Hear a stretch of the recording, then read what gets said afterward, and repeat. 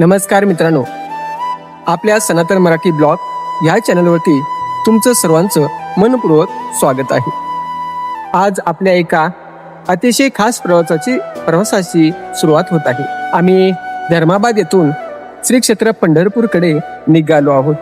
हा फक्त प्रवास नाही तर श्रद्धा, भक्ती आणि वारकरी परंपरेचा अनुभव घेण्याचा प्रयत्न आहे। या संपूर्ण मालिकेत आपण आळंदी पंढरपूर वारीतील इतिहास जाणून घेणार आहोत। वारकरी संप्रदाय, पालखी सोहळा, दिंडी परंपरा आणि वाटेत येणारी धार्मिक स्थळे पाहणार आहोत। त्यामुळे हा व्हिडिओ शेवटपर्यंत नक्की पहा। आज आपण प्रवासाला सुरुवात करत आहोत। प्रत्येक प्रवास काहीतरी शिकून जातो। या यात्रेत आपल्याला नवीन माणसं भेटतील, नवीन अनुभव मिळतील आणि विठ्ठल भक्तीची एक वेगळीच अनुभूती येईल। धर्माबादमधून निघताना मनात एक वेगळाच आनंद आहे। अनेक महिन्यापासून या यात्रेची तयारी सुरू होती। आता अखेर तो क्षण आला आहे।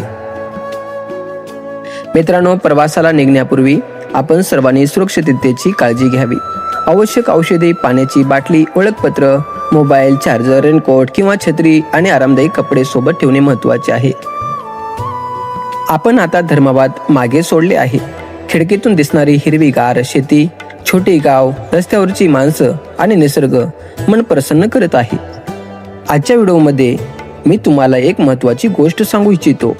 अनेक जण वारी आणि यात्रा हे शब्द एकाच अर्थाने वापरतात, पण पारंपरिक अर्थाने वारी म्हणजे संत ज्ञानेश्वर महाराजांची पालखी आळंदीहून आणि संत तुकाराम महाराजांची पालखी देहूहून पंढरपूरकडे जाणारा शिस्तबद्ध पायी सोहळा।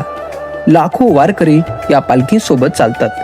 आपण करत असलेला प्रवास हा त्या वारकरी परंपरेचा अभ्यास, अनुभव आणि दर्शन घेण्यासाठी आहे।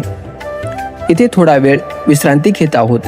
प्रवासात अशा छोट्या विश्रांती शरीराला आणि मनालाही ताजेतवाने करतात। तुम्ही कमेंटमध्ये नक्की सांगा, तुम्ही कधी पंढरपूरला गेला आहात का? वारीचा अनुभव घेतला आहात का? कोणत्या गावातून हा व्हिडिओ पाहत आहात? तुमच्या प्रतिक्रिया मला वाचायला नक्की आवडतील। मित्रांनो, पुढील काही दिवस आपण एकत्र राहणार आहोत। प्रत्येक दिवसाचा स्वतंत्र ब्लॉग असेल। प्रत्येक ठिकाणची माहिती, इतिहास, परंपरा आणि प्रत्यक्ष अनुभव तुमच्यापर्यंत पोहोचण्याचा प्रयत्न करणार आहे।